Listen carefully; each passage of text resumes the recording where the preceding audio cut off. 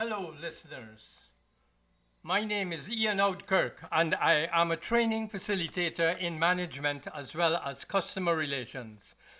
This section is Part 3, Section B of the Supervisory Management lesson, which deals with the last two principles of management, that is, directing and controlling.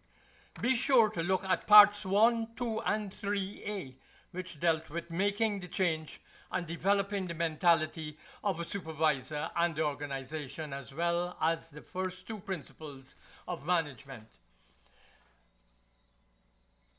Therefore, let's start off with the principle of directing.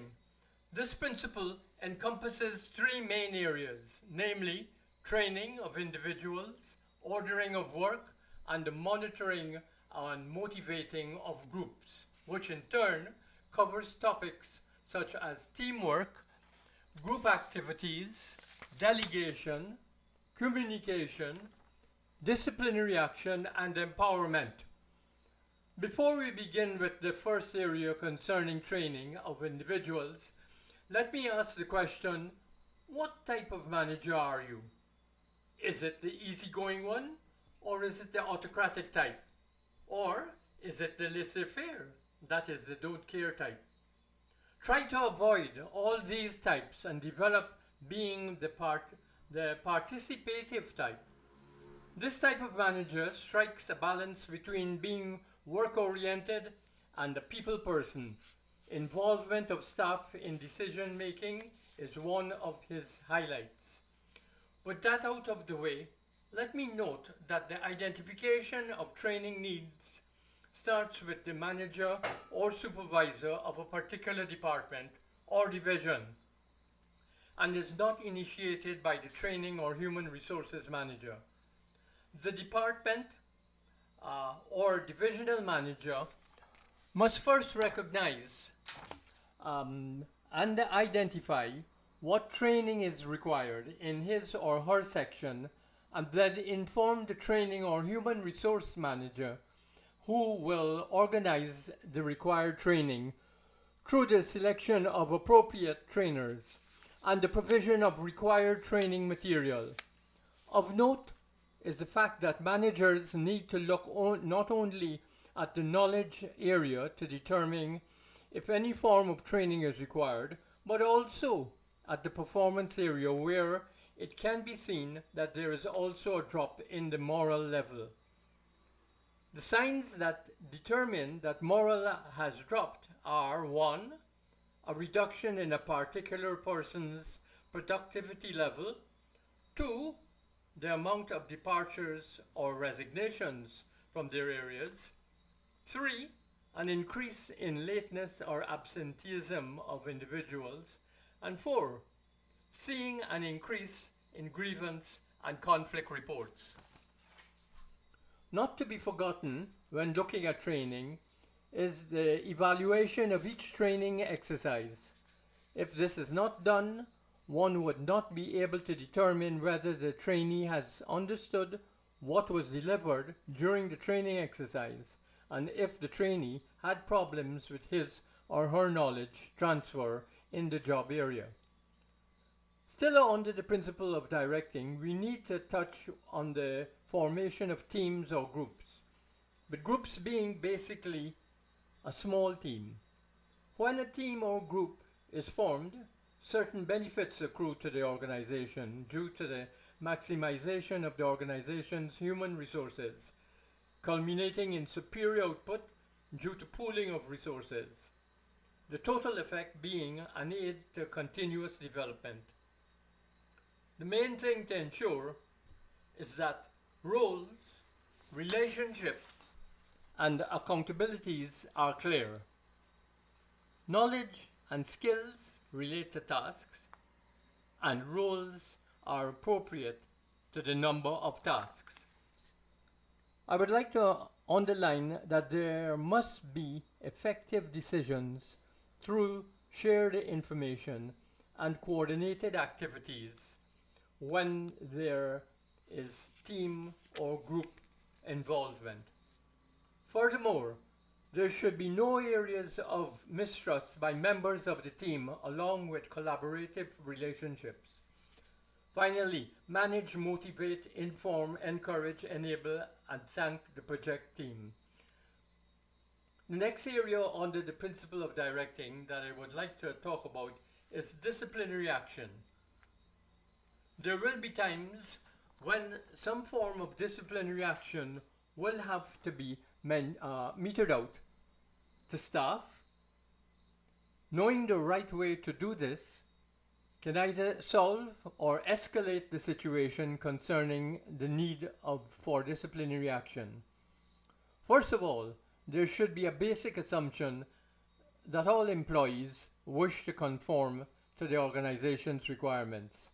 I know this is a difficult one to understand, but really give it some thought. To presume the opposite would put some employees in a disadvantageous position, as there are a number of willing and committed employees in organizations. Instead, one should have an open mind that everyone is going to be throwing their weight behind whatever task is assigned to them. However, a watchful eye and a sensitive mind should be kept to deal with those who are not interested in keeping their productivity level high. Another item that requires addressing from time to time is dealing with members of staff who have committed wrong acts, whether knowingly or unknowingly. The first thing one needs to know is that most times the actual act that the individual may have done should be condemned instead of the individual, for the simple reason that the person may not have committed the act purposefully or knowingly. Let me read that again. The first thing one needs to know is that most times the actual act that the individual may have done should be condemned instead of the individual, for the simple reason that the person may not have committed the act purposefully or knowingly. Therefore, explanations on how or what should have been done to have avoided the mishap need to be given to the person in order that the wrongdoing does not happen again. Naturally, if the act is repeated, then some stronger measure of punishment would have to be used. When dealing with these wrongdoings, you need to be prompt in taking action before the facts or details of the case are forgotten. Also, any disciplinary action should be done privately with the individual to avoid any unnecessary embarrassment to the person. Remember, any penalties should be applied in a constructive manner. A follow-up on the degree of success or failure of the disciplinary action should be taken. Remember, listen, understand, be consistent, and consult. Another area that needs attention under the principle of direction, and there are more areas to come, I told you that this principle covered a wide area, is empowering. When employees are not empowered, they are not committed to their work, resulting in a drop of moral level. There are several benefits in having someone who is empowered. One is that the employee becomes more innovative and creative in his job. The second is he or she becomes more motivated to perform at his job due to the importance that goes along with the empowerment of doing something worthwhile. Further, the newly empowered person may not be moved to leave his job anytime soon. This would result in the retention of certain human resources. To ensure that employees are ready to be empowered, certain conditions have to be met. First of all, employees should have a shared vision of the way forward. They must also be well trained and have a certain confidence in themselves as future leaders. This can only be achieved if there is regular coaching in a risk-taking environment. Yet another area falling under the principles of directing is delegation, which, by the way, greatly assists empowerment. The fact that the individual is doing a part of his superior's work invariably acts as a great empowerment tool. The act of delegation also creates confident leaders who develop a risk-taking environment. There are 4 basic stages that one needs to follow in the act of delegation. The first stage looks at the preparation, where one first has to take into account the manner in which you delegate. Do you have the right attitude? You cannot assume an offhand manner where the work is just thrown to the delegatee, with just a few explanatory words. Explanations need to be given on what is to be delegated and to whom the assignment is to be given. This is for the simple reason that the person who has the most knowledge on what is to be delegated should be given the work. In stage 2, you have to determine whether the person you have identified to be given the work would be willing to accept the delegation. That's so true. In other words, there should be mutual agreement.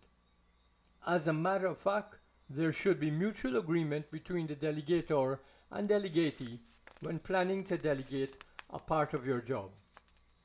Stage 2 also highlights that the delegator must have authority to delegate a specific part of his or her work, as well as being accountable for the work that was delegated, in whatever form that it is in. However, the delegatee has responsibility for bringing the work back on time in an orderly and clean manner. The third stage concerns monitoring, where there should be constant communication in order that any problems can be stopped early. Hope you will now be able to master the art of delegating. Please look out for my next podcast, which will include motivation and coaching. Be sure to send comments on this and other podcasts. Thank you.